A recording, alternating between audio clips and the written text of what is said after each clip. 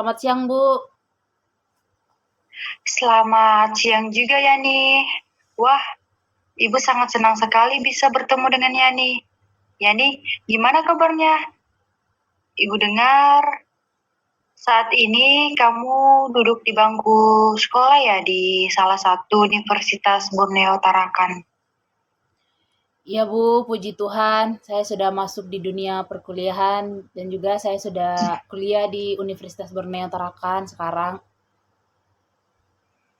Wah, tidak terasa ya. Gimana kuliahnya? Apakah baik-baik saja? Sepertinya kamu lagi ada masalah. Ya, Bu, sebenarnya saya tidak baik-baik saja, Bu. Sebelumnya, Ibu ingin bertanya, kalau boleh tahu, apakah Yani sudah pernah melakukan proses konseling? Belum, Bu, sama sekali saya belum pernah melakukannya. Oh, belum pernah ya? Kalau begitu, saya sebagai konselor akan menjelaskan sedikit mengenai konseling. Mohon didengar baik-baik ya. Jadi, konseling adalah proses pemberian bantuan dari seorang konselor atau guru BK terhadap seorang siswa atau individu yang sedang mengalami masalah. Contohnya yang kita lakukan saat ini. Nah, dalam konseling ini terdapat 12 akses bimbingan. 12 akses bimbingan konseling. Yang pertama dan yang utama adalah akses kerahasiaan, di mana dalam akses ini saya sebagai konselor akan selalu menjaga rahasia yang kamu ceritakan kepada saya atau yang akan siswa-siswa ceritakan kepada saya. Nah, adapun tujuannya yaitu membantu merubah perilaku konseli agar lebih baik lagi dan juga membantu memecahkan masalah pribadi si konseli seperti masalah pribadi, masalah keluarga, ataupun masalah karir atau apapun itu.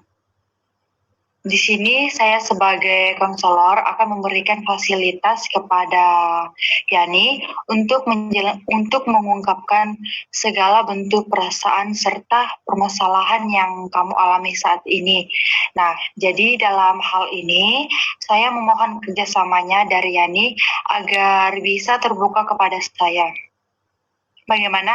Apakah Yani setuju akan hal ini? Baik, Bu, saya setuju, Bu. Oke, baik. Tadi Ibu bertanya gimana kabarnya, tapi kamu menjawab kalau saat ini kabar Yani tidak baik. Kalau boleh tahu kabar seperti apa ya, maksudnya kenapa kabarnya tidak baik? Entahlah, Bu, saya merasa sangat bingung dan juga sedih. Ibu memahami apa yang kamu rasakan. Namun, apakah perasaan tidak enak atau yang mengganggu perasaan kamu itu bisa kita bicarakan bersama? Ya, Bu, saya pikir juga begitu. Bisakah Yani jelaskan kepada Ibu? Jelaskan kembali kepada Ibu. Ya, Bu, dengan senang hati saya akan menceritakannya. Kalau begitu, Ibu ingin mendengarkan sejauh mana perasaan tidak enak yang mengganggu Yani saat ini. Begini, Bu, saya merasa tidak percaya diri ketika sedang melakukan presentasi di depan banyak orang, apalagi ketika presentasi di depan kelas, di depan teman-teman semua. Lalu bagaimana? Setiap saya tampil di depan kelas, saya pasti gugup dan bingung harus ngapain, harus mau bilang apa. Saya rasa tiba-tiba bibir saya tidak kaku dan mau bingung mau bicara apa di depan teman-teman semua. Bisakah Yani menjelaskan lebih jauh tentang perasaan tidak percaya diri yang Yani rasakan saat ini? Saya gemetar ketika tampil di depan kelas. Saya juga merasa tidak percaya diri di saat akan menjawab pertanyaan-pertanyaan yang diberikan dosen. Padahal saya hanya menjawab pertanyaan itu dari tempat duduk saya, tetapi saya merasa gugup dan gemetar. Ini yang menyebabkan saya jarang bicara dan berpendapat ketika dosen bertanya, Bu. Selanjutnya, apa yang Yani lakukan ketika Yani merasa tidak percaya diri di kelas? Yang kamu lakukan itu apa ketika kamu tidak percaya diri? Saya hanya diam, Bu. Daripada saya malu di depan teman-teman semua karena saya gugup dan gemetar, jadi saya lebih baik diam, Bu.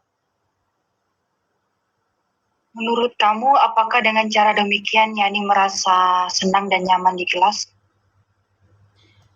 Sebenarnya tidak, Bu. Tetapi saya terus berpikir, Mungkin Yani berpikir kalau segala sesuatu itu harus sempurna, tanpa ada kesalahan sedikit pun. Apakah demikian? ya Bu, saya orangnya memang seperti itu. Segala sesuatu yang harus saya kerjakan, yang harus saya lakukan, harus dikerjakan dengan sempurna walaupun itu tidak mungkin. Mungkin itu juga yang membuat saya seperti ini, Bu.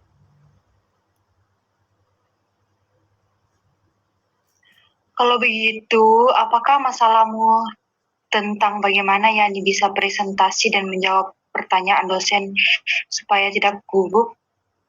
Apakah begitu? Kalau begitu, kalau begitu, apakah masalahmu tentang bagaimana Yani bisa presentasi dan menjawab pertanyaan dosen supaya tidak gugup? Ya Bu, dan saya bingung harus bagaimana. Setiap hari saya berpikir dan berusaha bagaimana caranya agar saya bisa percaya diri dan bisa tampil di depan kelas dan bisa presentasi dengan baik di depan teman-teman semua, di depan dosen, dan menjawab pertanyaan dosen dengan jawaban yang ya mungkin tidak merasa gugup lagi, Bu. Ya, bagus sekali ya nih sudah memahami masalah yang Yani alami, yaitu bagaimana kamu bisa presentasi dan tidak gugup lagi dalam menjawab pertanyaan dosen.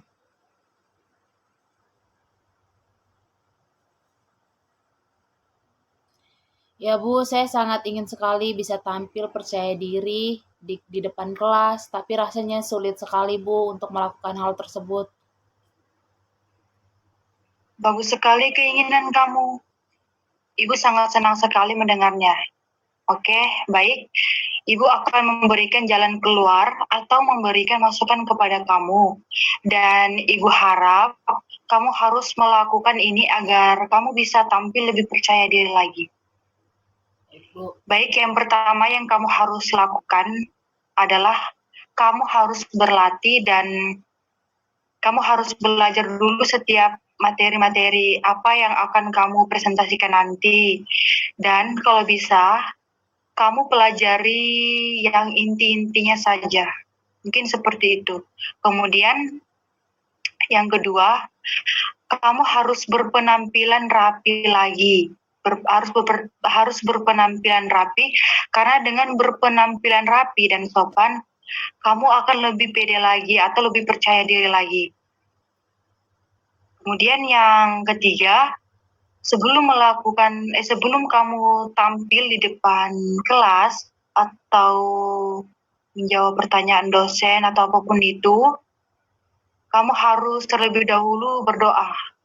Entah itu harus berdoa dalam hati, kalau misalnya kamu malu sama teman-teman kamu bisa kok berdoa dalam hati. Mungkin seperti itu agar agar kamu merasa lebih tenang lagi. Menurut Ibu, itu yang harus kamu lakukan. Baik Bu, saya akan coba melakukannya atau mempraktikkannya nanti di kelas. Terima kasih Bu atas masukan yang Ibu berikan kepada saya. Baik ya nih, sama-sama. Sebelum pembicaraan ini kita tutup, bagaimana perasaanmu setelah berdiskusi dengan Ibu? Saya merasa lega dan lebih tenang Bu setelah melakukan konseling. Ketakutan dan kecemasan yang saya alami sudah mulai menurun dan saya tidak merasa ya mungkin nanti saya akan melakukannya lebih baik lagi ke depannya. Terima kasih atas konselingnya Bu. Baiklah kalau begitu, saya harap kamu bisa melakukan apa yang Ibu sampaikan tadi. Apakah kamu yakin akan melakukan hal itu? Ya Bu, saya yakin Bu. Oke, baiklah. Kira-kira, apakah masih ada yang inginnya disampaikan kepada Ibu? Saya rasa tidak Bu, tidak ada, ini sudah cukup. Bagaimana kalau kita tutup pembicaraan ini dan saya mengucapkan banyak terima kasih kepada Yani atas kesediaannya untuk datang melakukan konseling kepada saya. Ya Bu, sama-sama. Terima kasih kembali Bu atas kesempatan dan waktunya juga. Baik, sehat selalu. Ya Bu.